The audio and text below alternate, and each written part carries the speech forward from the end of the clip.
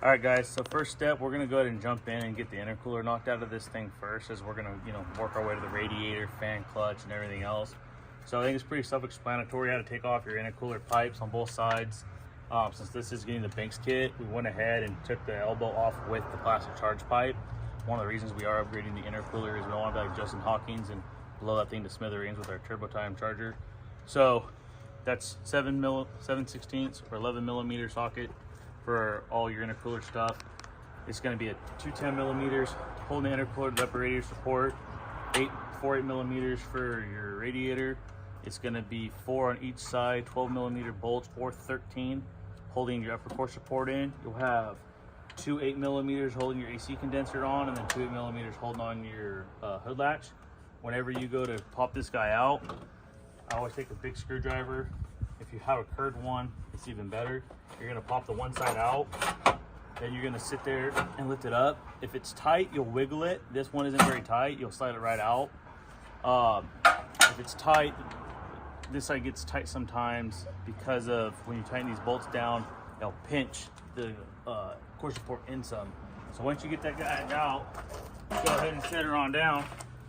You should be able to take your intercooler and slide that bad unit right up and out of there. So latch out of the way.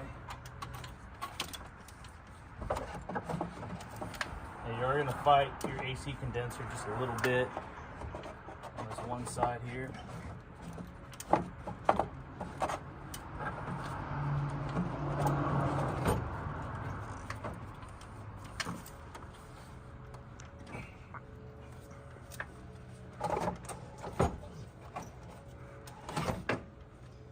And there you boys go. As you can see here, with all this oil, that's how bad that plastic charge pipe normally doesn't seal the boost, and or you can crack or split this. That's why we're going to a Banks unit. So stay tuned for the rest of this build, guys. All right, guys, so from where we took off, we popped the radiator out. I feel it's kind of self-explanatory how to take your lower radiator hose off and your upper. You will have 2 transmission cooler lines. These have been rerouted, so you'll have to take those off. If you're gonna do your fan clutch at the time, I highly advise you leave the alternator on to keep tension on the belt. When you have the truck laid out like this, you're able to come in here and get the 15 millimeter bolts that'll be back behind here, and you'll be able to get the lowers much easier. That disconnects it from the intake manifold. Then you'll have the fuel line right there. It's a 10 millimeter on your intake, and then that way you kind of have all that undone. Get your glow plug relay all off of there. I take the relay off the bracket and then remove the bracket so you can get to the bolts easier. And then your transmission dipstick, if you are going for the injectors, as we will be. As you can see, the truck is already studded, so we won't be doing that on this truck. So from there, I go about getting the intake all loosened up. The reason I do this is it's just easier to, I do the fastest things first. So I'll take my 10, buzz all that loose. Make sure you take your EGR cooler loose here. Take it loose there. That bolt I do wait until I remove the turbo. I know a lot of guys try to go over the top of the turbo to get, because this is an 04 and up, so it has the flat bolt. So what I actually do is I get a long 10 millimeter wrench underneath the turbo over here to the intake with a second cheater wrench, and you'll be able to break that loose and get it out that way. Then, there's a million turbo removal videos and all that. Just, loosen up your V-band clamp. You want to take a pry bar and pop the V-band loose, get that sucker out of there, then get your turbo mount off there. And then from there, what I'll do is somewhere in that mix of madness, I'll take the oil filter loose, just take it all the way loose, loosen it up, let it drain out. That way it can be draining the whole time, so when you remove this, there won't be a ton of oil trying to get everywhere. I recommend probably having, I say 4 to 5 cans of brake cleaner. If you're like me, I don't like getting a bunch of dirt in my engines. A lot of guys will do an oil cooler, then start having starting issues and stuff because the screen gets all plugged up. So I'll blow at least probably 1 can around both valve covers with 1 can, and then I get the top of the intake all blown off with a can of brake cleaner. And then I work my way in cleaning the valley. I do put the turbo drain back in the front cover. I mean, you'd have to be really hard pressed to try to get the stuff to blow in there, but better safe than sorry. I'll get that all cleaned up around after the intake is cleaned up, tape it, get the EGR cooler out of the way, and then we'll finish cleaning and then removing the high pressure oil pump cover. It's not going to get a new H-pop, but we are going to reseal it as it looks like it's leaking. As you can tell, it's pretty dirty in there, a lot of oil. So we want to sit there and get all that taken care of, because as we said earlier in the video, this truck's going to be going to the snow a lot. So, and just another quick thing, if you guys are curious, you're going to go look at a truck and you really want to look it over well, a quick way of telling that you've had injectors done on your truck is your O-rings will be blue/teal, and then the old ones will not, they'll be orange. So you can tell if this truck's had 2 injectors done up here. It's had another injector done there, and another one done all the way in the back. So it kind of tells you how the previous owner is. Most people, I mean, I get if you're in a pinch, but you have to remove the whole oil rail every time anyways. You might as well do one side at a time as needed. So there's that. Once you get all that loose, then you'll take your T40 and you'll take your oil cooler loose, and then, oh, I'm sorry, let me back that up. Once you get this all drained, you'll pop these off. It'll be an 18 millimeter for your small lines and a 21 millimeter for your uppers. Some trucks you will have to put a wrench to hold the fitting that's on the fuel filter housing. And then, as you can see here, the previous owner or somebody at some point's been in here before, they put zip ties on the fuel lines. Highly recommend that. If your fuel line nut can't go sliding all the way down the tubes, that can make it really fun and interesting. So do that. Then after you get that all broke loose, then take your Torxes out right here. I actually will thread the oil filter cap back all the way down, so when I remove it, it can stay in here as we're changing the cap and oil at the same time, and oil filter. So won't worry about that. Then we'll get this all cleaned up once it's off the truck. But I just figured there's a couple quick tips for you guys. We're gonna be using an oil filter, I'm sorry, not oil filter, oil cooler case that I already have off of a truck, so we won't have to waste time cleaning this one up once we get it off. We're getting that one cleaned up right now, and then we're gonna stick our new oil cooler in that and then just slide it straight into the truck. Have a little less downtime with only having this weekend to have this whole truck done. And then for that, it is all 10 millimeters. Your high pressure oil pump cover will be all 8 millimeters. Most of the time, I think this truck's never had an H-pop done, especially with 127,000 miles. You'll have one bolt from your up pipes coming in to the back of that H-pop cover. It is an 8 millimeter as well. It can be a bit of a bear to get to at times. So stay tuned for once we get, I'll pick this back up when we get the intake off, the oil filter and fuel filter housing all off of here, the EGR cooler out of here, and probably the valve covers off. I'll show you a couple quick tricks on how to get your, a lot of people call it the crab shell. This is technically an 05 to 07 oil rail system on this truck, hence why the ICP sensor is on the side. It's a bear to get the bottom 3 oil rail little Torx bolt out, and then the back bolts are kind of a pain in the ass to get to. That's why I pull my transmission dipstick all the way over here to get my arm up underneath here. You can go through the inner fender, but I'll show you those tricks when we pick this back up and go from there. See you soon. All right, guys, so we got our H-pop cover off. Like I said, it's all 8 millimeters there, all 10 millimeters here. So what I'll do is I'll pull the H-pop, just because if we're this deep in, you should go ahead and buy the resale kit. They're like 30 bucks. Get you some new O-rings on there. Take a quick peek at that camshaft. Make sure it doesn't look like the lifter's starting to go bad yet. So I do that so the oil bath here for the oil cooler will drain out. And so once I do that, I'll keep a clean oil bucket around, put the H-pop in that, wrap it up in some towels, stuff that whole valley full of towels so nothing can get in there. Obviously, you spray and clean everything up first beforehand. Make sure nothing's going to roll down off the heads or anything like that. Then you get you a dirty oil pan, set it right here, pick up your oil pump, your oil cooler housing and all that, set it all up in there. Put you 5-6 rags in there to soak up all that oil, get it all cleaned up and everything. The one main water port here, you want to take some Scotch-Brite around this, get that cleaned up real good so that O-ring seals up right there. And then, you know, at that point, start disassembly, start swapping out your gaskets, get everything cleaned up. We already have a new housing already all cleaned up, ready to go with the new cooler in it. So we're going to go ahead and get that set down in here. And then after that, then I'll start on the pump, get its O-rings all swapped out and everything, get that all cleaned up inside there, get our silicone off our corners here, get that sealed up, get our O-dog on here. And then after that, after everything's sealed back up, then I'll jump on the injectors. I just don't like keeping things open as much as possible. And if they are going to be open, keep them open for as short as possible. Just that way you don't have to worry about any dirt, debris, or anything like that getting in here.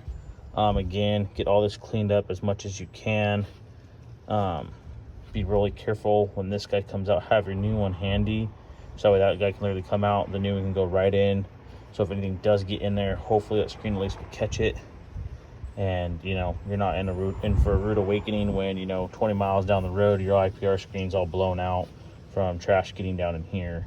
Also, when you're cleaning up your housing and all of that, do a really good job. Make sure you're not letting shit get down into the oil cooler and everything else so it doesn't go through there, break this screen, and go through there and allow trash to constantly go through there.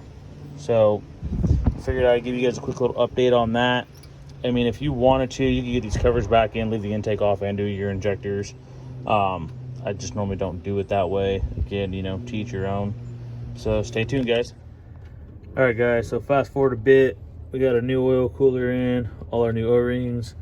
We got our Rudy's Diesel oil cooler in there, by the way. Rudy's Diesel EGR cooler going in. Resealed up our H-pop.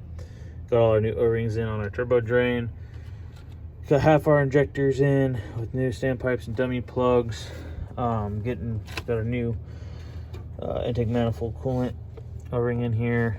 My personal preference is to dielectric grease the shit out of every surface and every O-ring. It's never gonna hurt the coolant or the oil any bit at all, especially on your O-rings with your oil cooler.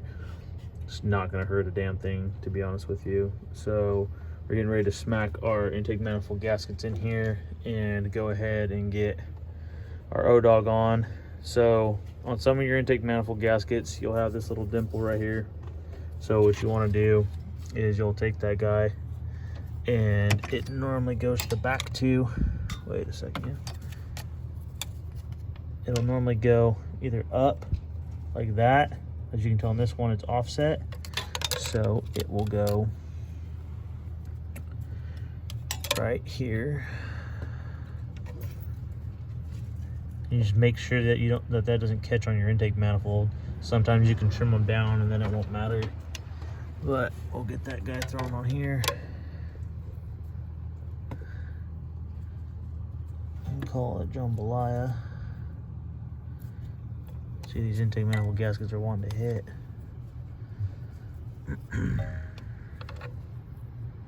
So make sure you have that facing out. So dimple out, dimple out. Make sure all your ports are lining up. And I'll pick this right back up after we get this intake on here. So let's get it. All right, guys, so we got our intake finally on. So the process I start with this is I always line these two up. Make sure you leave your V-band in the back very loose, so that way you can rotate your EGR cooler. I've noticed a lot of these aftermarket ones, even bulletproof diesels, kind of bad for it, is they like to rest this way, just the way the tube's bent and the way that the little silicone hose is. So I don't really like using the EGR gasket that they give you with these kits. I always refer back to my OEM one. I'll take some Scotch-Brite and scuff it up because they lay nice and flat. And then what I'll do is I'll take a little bit of silicone and I'll dab it on just 2 little spots on the actual EGR cooler, and I'll stick the gasket on it, probably like, you know, before you would start this project. That way it can dry up and just kind of hold it there. Again, real light. You're just kind of using it to kind of glue it, so that way when you go to put this in, you're not fighting trying to line it up. Get yourself a straight pick, so worst case scenario, you can get down in here, try to work it to get it lined up. Again, don't have any bolts in your intake manifold at all at this point, so if you need to rotate it or lift it up, get these guys started first. Leave them, don't snug them down, leave them, you know, maybe like a 1/4 inch away from touch, and just get them started and a good few threads in there. So then that way you can sit there and get all your bolts started. You really want to try to start your factory too. This has a 4-inch downpipe, so it makes it a total bear to get that one in. So we're gonna take the downpipe loose to get that back bolted. So I started with the back stud, so that way you have a pivot point when to get everything lined up. I always try to hit my front 2 bolts first. I'll just get them barely started. I won't put any Loctite on them, but I always make sure I get some red Loctite on those threads. You don't want one of those bolts coming loose and going out into the motor and screwing your engine up. Furthermore, your small nipple will go here for your map sensor. Your coolant one will be your bigger one. Make sure you guys, when you're putting these intakes on, even if it's your factory intake, once you get them tightened down, always go back and recheck.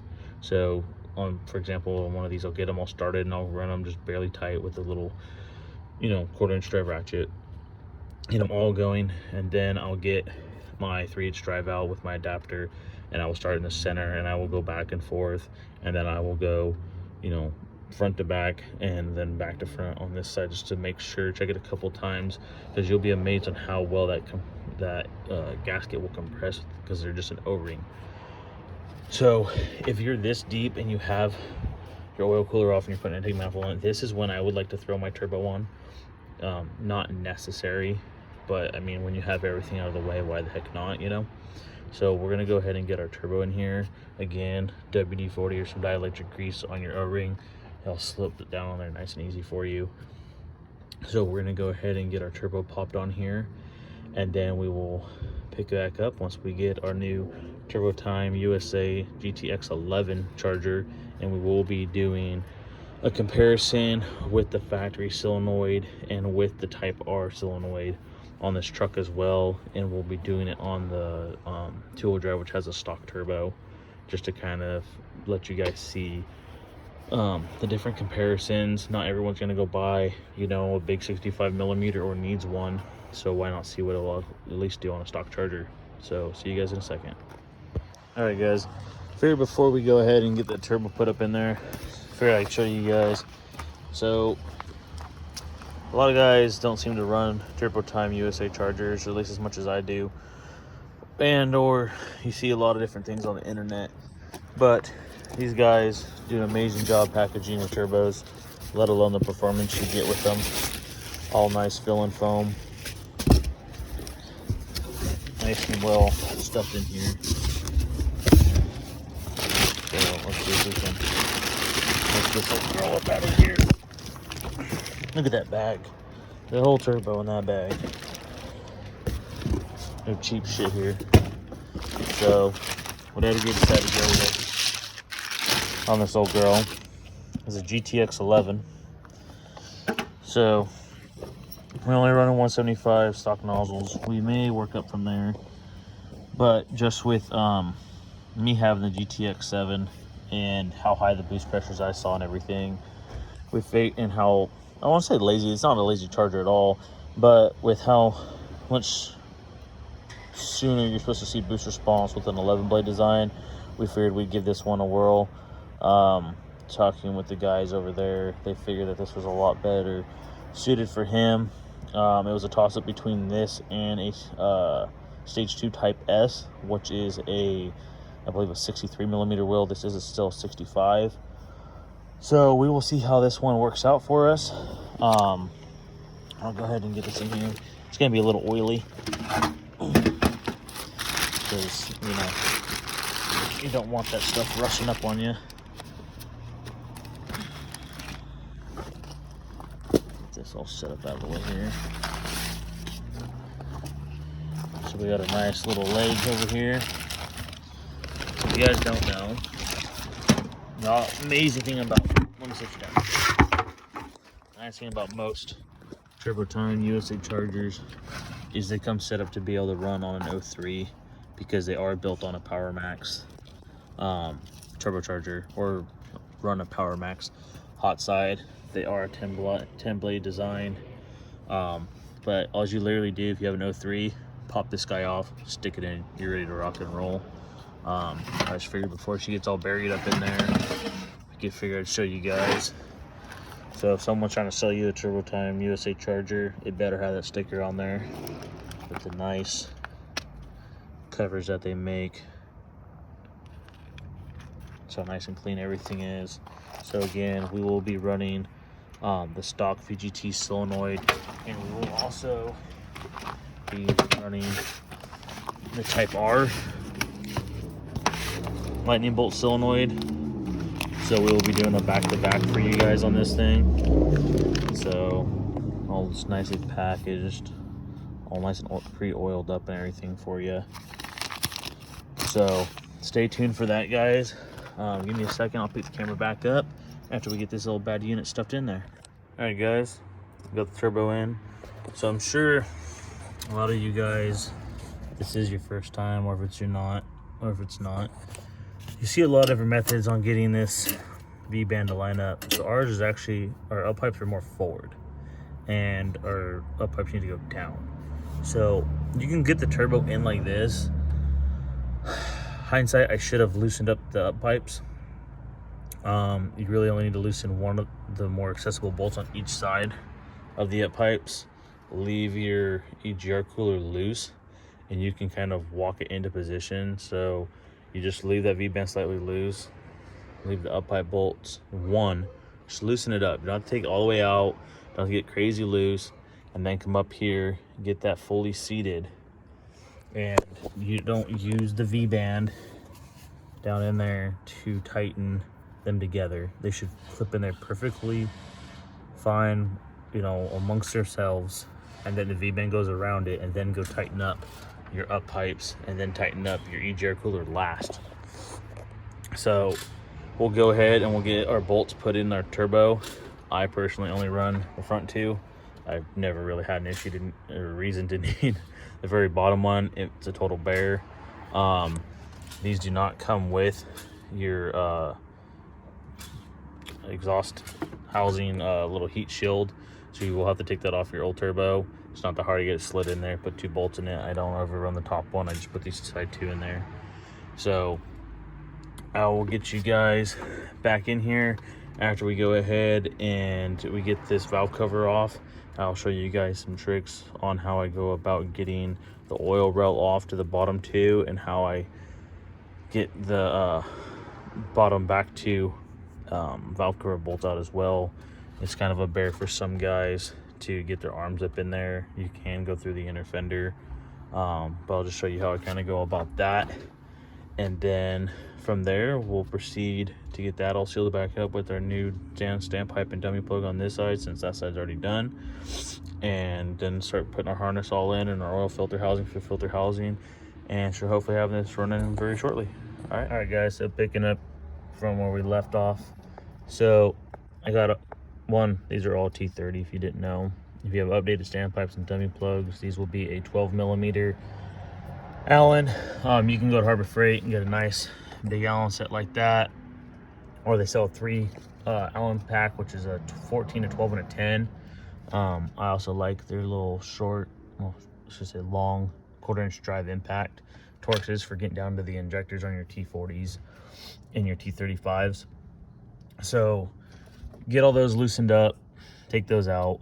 You should be able to pull your standpipe, because normally they don't come out in 2 pieces, they come out 1 piece.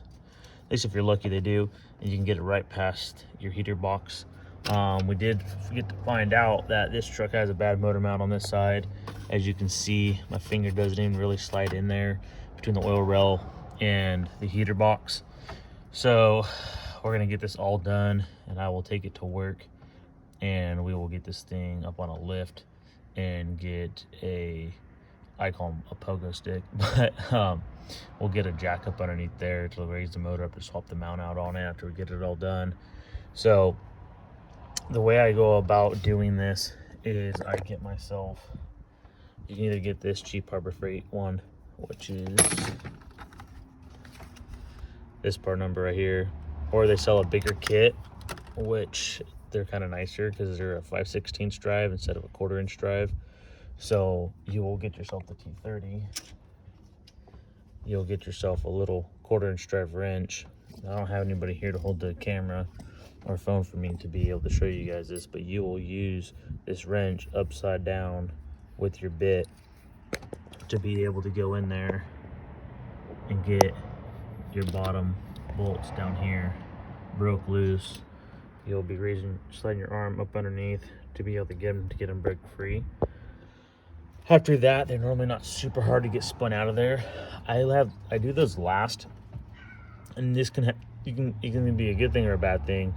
Sometimes the weight will slide down and of the oil rail here, and it'll kind of fight you at that point. Just throw a bolt back up in here to hold it from kind of wanting to slide down on you, as the ball tubes will obviously allow it to pivot a little bit. But most of the time that I don't end up needing to do that, and I do them last, so that way if I need to wiggle or move the oil rail to make it easier to spin the bolts out by hand, because you'll just barely be in there with your fingers, and you just have to barely spin them out with your fingertips. That's how I go about them. This job is going to be a little more difficult this go around with this thing having a bad motor mount. You can just see how tight that clearance is. I mean, my fingers barely fit in there. So normally there's, you know, about an inch or so gap to about an 1.5 inch gap when everything's set up properly. So we'll sit there and get that off, and then we'll get these injectors swapped out, and we will pick this up when we got the valve cover back on.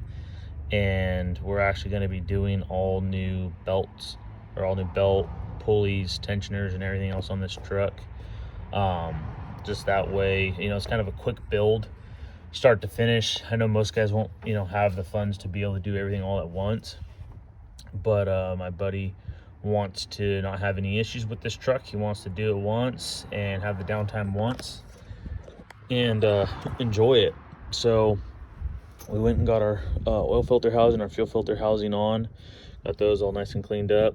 This harness is disgusting and super dirty, so but got that all laid out there. Got our Banks elbow on. As like I said, we will be doing the Banks full what they call it, their tech cooler kit. So we will be getting that on there. 2 brand new Motograph batteries. So, and we will be doing the 7.3 clutch fan.